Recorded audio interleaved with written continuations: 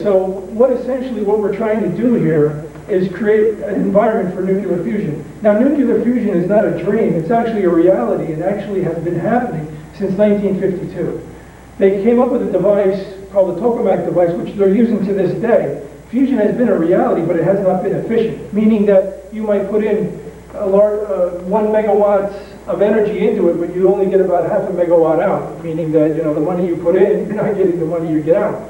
You know, you don't have an efficient engine to produce the electricity that you want.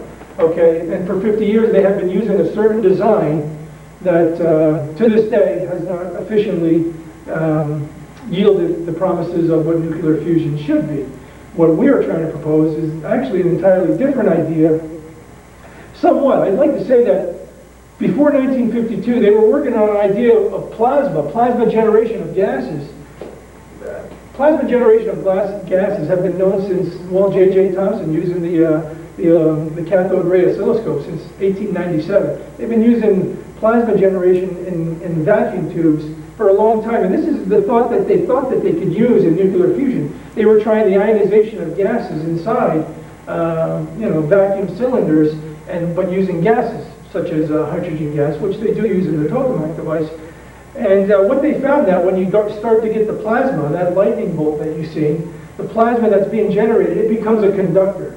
And when you have a conductor, so the more energy you start to turn on, because you want to put more energy to make it get hotter, just like your stove at your house, an electric stove. You put the heat on, it gets hot, you make it hotter as you turn the voltage up, you know, and you want to keep going, but there's a limit before it melts. But in the ionization of a gas, your idea is to keep going with the energy so you can get it hotter and hotter and hotter and create fusion, because you need such a very hot environment, you know, to get these hydrogen atoms to fuse. So that was their first signs of hope or methods of searching, was the ionization of gases. What we are doing is the ionization of a liquid. Two fundamental differences. One is that a liquid, by far, its density is 1 billion times greater than the density of a gas. What I'm saying is, by the density, like each plasma channel before, which was a gas, you might have so many atoms of the gas within within a gas. That's a definition of a gas. Here is a liquid. The medium itself is a liquid. Within a liquid, the atoms are actually touching themselves. The atoms, the molecules, everything. The fuel that you want to use is billions of times greater in density. That in itself is the greatest thing. Second, in the way that the design is being like that it tends to cool itself in areas that don't need to be getting heated up. So there's several advantages to it, just by the design in such a state, by using a liquid state. So that, in essence, is what we're trying to say by trying to propose this idea for fusion, is that it's actually built upon maybe an idea, we could say, of an earlier idea of what they pursued. However, they never seem to go down this other route.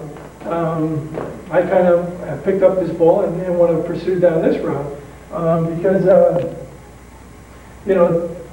cut it right there. Let me try and jump back in. Okay, this is in continuation to try and finish up the part of trying to be more positive about the fusion, why we think fusion is possible.